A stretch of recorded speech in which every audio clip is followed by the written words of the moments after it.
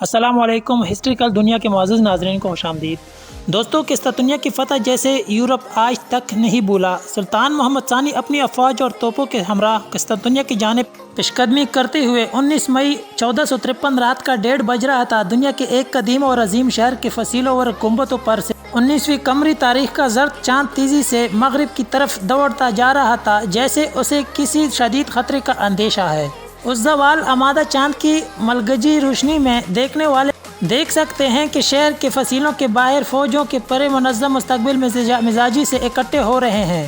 ان کے دل میں احساس ہے کہ وہ تاریخ کے فیصلہ کن موڑ پر کھڑے ہیں۔ یہ شہر قسطنطنیہ، جس کا موجودہ نام استنبول ہے، اور فصیلوں کے باہر عثمانی فوج آخری حلہ بولنے کی تیاری کر رہی تھی۔ عثمانی توپوں کے شہر پناہ پر گولے برساتے ہوئے 47 دن گزر چکے ہیں۔ کمانڈروں نے خاص طور پر 3 مقامات پر گولہ باری مرکوز رکھ کر فصیل کو زبردست نقصان پہنچایا۔ 21 سال عثمانی سلطان محمد ثانی غیر متوقع طور پر اپنی فوج کے اگلے مورچوں پر پہنچ گئے ہیں۔ انہوں نے فیصلہ کر لیا ہے کہ حتمی الغار فصیل کے میسر ٹیکون کہلانے والے وسطی حصے میں کی جائے گی، جس میں کم از کم 9 شگاف پڑ چکے ہیں اور خندق کا بڑا حصہ کاٹ دیا گیا ہے۔ سر پر بھاری پگڑ باندھے اور طلائی حلت میں ملبوس سلطان اپنے سپاہیوں کو ترکی زبان میں مخاطب کیا: میرے دوستوں اور بچوں، اور آگے بڑھو، اپنے آپ کو ثابت کرنے کا لمحہ آ گیا۔ اس کے ساتھ ہی نکاروں، کرنوں، طبلوں اور بگلوں کے شور نے رات کی خاموشی کو تار تار کر دیا۔ لیکن اس کان پھاڑتے شور میں بھی عثمانی دستوں کے فلک شگاف نعرے صاف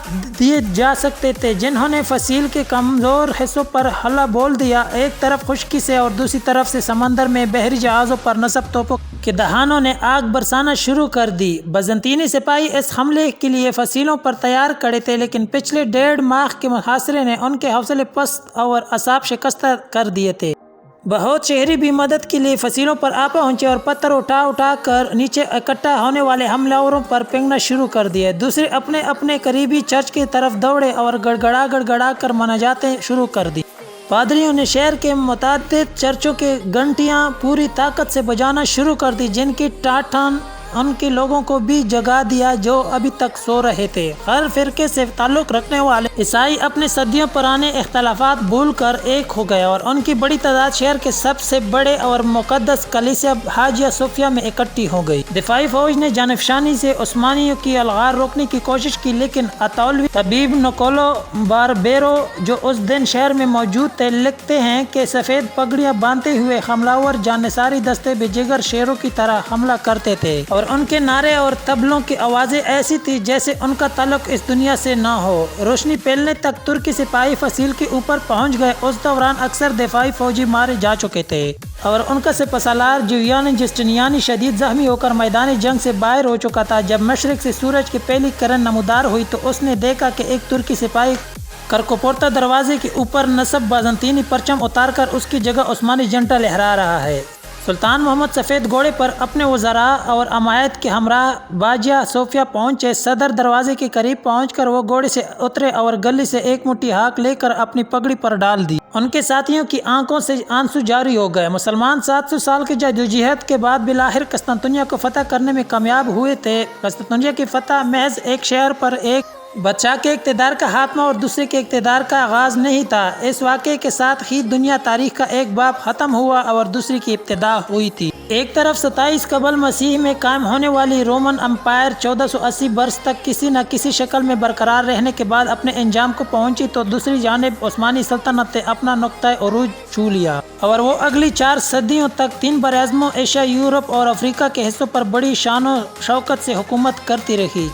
1453 ہی وہ سال ہے جیسے قرون وسطی، جس کو مڈل ایجز کا اختتام اور جدید دور کا آغاز بھی سمجھا جاتا ہے۔ یہی نہیں بلکہ فتح قسطنطنیہ کو فوجی تاریخ کا سنگ میل بھی قرار دیا جاتا ہے، کیونکہ اس کے بعد ثابت ہو گیا کہ اب بارود کے استعمال اور بڑی توپوں کی گولہ باری کے بعد فصیلیں کسی شہر کے تحفظ کے لیے ناکافی ہیں۔ شہر پر ترکوں کے قبضے کے بعد یہاں سے ہزاروں کی تعداد میں یونانی بولنے والے شہری بھاگ کر یورپ اور خاص طور پر اٹلی کے مختلف شہروں میں جا بسے۔ اس وقت یورپ تاریخ کی دور سے گزر رہا تھا اور قدیم یونانی تہذیب سے کٹا ہوا تھا، لیکن اس تمام عرصے میں قسطنطنیہ میں یونانی زبان اور ثقافت بڑی حد تک برقرار رہی تھی۔ یہاں پہنچنے والے مہاجروں کے پاس ہیرے جواہرات سے پیش قیمت خزانہ تھا۔ ارسطو، افلاطون، بطلیموس، جالینوس اور دوسرے حکموں علماء کے اصل یونانی زبان کے نسخے، ان سب نے یورپ میں قدم یونانی علوم کے احیاء میں زبردست کردار ادا کیا، اور مورخین کے مطابق انہی کی وجہ سے یورپ میں نشاء ثانیہ کا آغاز ہوا، جس نے آنے والی صدیوں میں یورپ کو باقی دنیا سے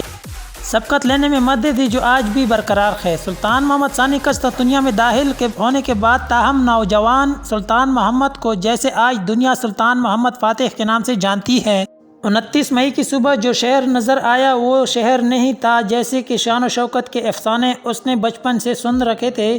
طویل انحطاط کے بعد بیزنطینی سلطنت آخری سانسیں لے رہی تھی، اور قسطنطنیہ جو صدیوں تک دنیا کا سب سے بڑا اور سب سے مالدار شہر رہا تھا، اب اس کی آبادی سکڑ کر چند ہزار رہ گئی تھی، اور شہر کے کئی حصے ویرانی کے سبب ایک دوسرے سے کٹ ہو کر الگ الگ دیہات میں تبدیل ہو گئے تھے۔ کہا جاتا ہے کہ نوجوان سلطان نے اپنے شہر کے حالات زار دیکھ کر شیخ سعدی سے منسوب یہ شعر پڑھا، جس کا ترجمہ تاریخی کتابوں میں کچھ یوں موجود ہے: الو و فرسیاب کے میناروں پر نوبت بجایا جاتا ہے، کیسر کے محل پر مکڑی نے جالے بون لیے ہیں۔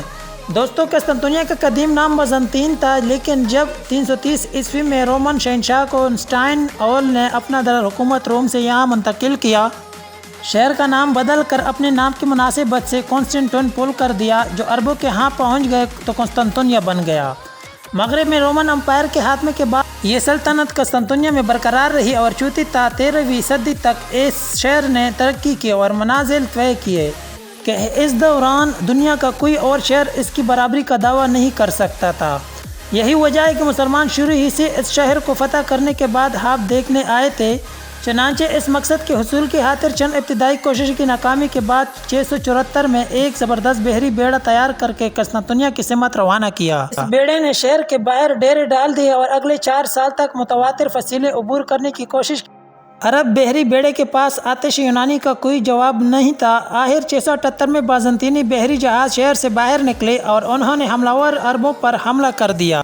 اس بار ان کے پاس ایک زبردست ہتھیار تھا جسے آتش یونانی یا گریک فائر کہا جاتا ہے۔ اس کا ٹھیک ٹھاک فارمولہ آج تک معلوم نہیں ہو سکا، تاہم یہ ایک ایسا آتش گیر مادہ تھا جیسے تیروں کی مدد سے پھینکا جاتا تھا اور یہ کشتیوں اور جہازوں سے چھک کیا جاتا تھا۔ مزید یہ کہ پانی ڈالنے سے اس کی آگ مزید بھڑک جاتی تھی۔ عرب اس آفت کے مقابلے کے لیے تیار نہیں تھے، چنانچہ دیکھتے ہی دیکھتے تمام بحری بیڑا آتش زار کا منظر پیش کرنے لگا۔ سپاہیوں نے پانی میں کود کر جان بچانے کی کوشش کی، لیکن یہاں بھی پناہ نہیں ملی، کیونکہ آتش یونانی پانی کی سطح پر گر کر بھی جلتی رہتی تھی اور ایسا لگتا تھا جیسے پورے بحر مرمرا نے آگ پکڑ لی ہے۔ عربوں کے پاس پسپائی کے علاوہ کوئی چارہ نہ رہا۔ واپسی میں ایک ہولناک سمندری طوفان نے رہی سہی کسر پوری کر دی اور سینکڑوں کشتیوں میں سے ایک آدھی ہی بچ کر لوٹنے میں کامیاب ہو سکی۔ اسی محاصرے کے دوران مشہور صحابی ابو ایوب انصاری نے بھی اپنی جان افرین کے سپرد کر دی۔ ان کا مقبرہ آج بھی شہر کی فصیل کے باہر ہے۔ سلطان محمد فاتح نے یہاں ایک مسجد بنا دی تھی جسے ترک مقدس مقام مانتے ہیں۔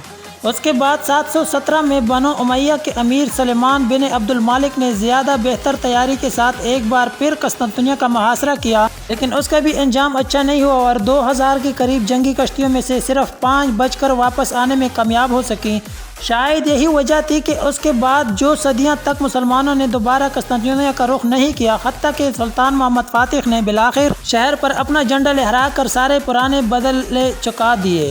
شہر پر قبضہ جمانے کے بعد سلطان نے اپنا دارالحکومت ادرنا سے قسطنطنیہ منتقل کر دیا اور خود اپنے لیے کیسر و روم کا لقب منتخب کیا۔ آنے والے اشروں میں اس شہر نے وہ عروج دیکھا جس نے ایک بار پھر ماضی کی عظمت کی یادیں تازہ کر دی۔ دوستو، سلیمان علی شاہ نے قسطنطنیہ کو نئی بلندیوں سے روشناس کروایا۔ سلطان نے اپنی سلطنت میں حکم نامہ بھیجا، جو کوئی چاہے وہ آ جائے، اس شہر میں گھر اور باغ ملیں گے۔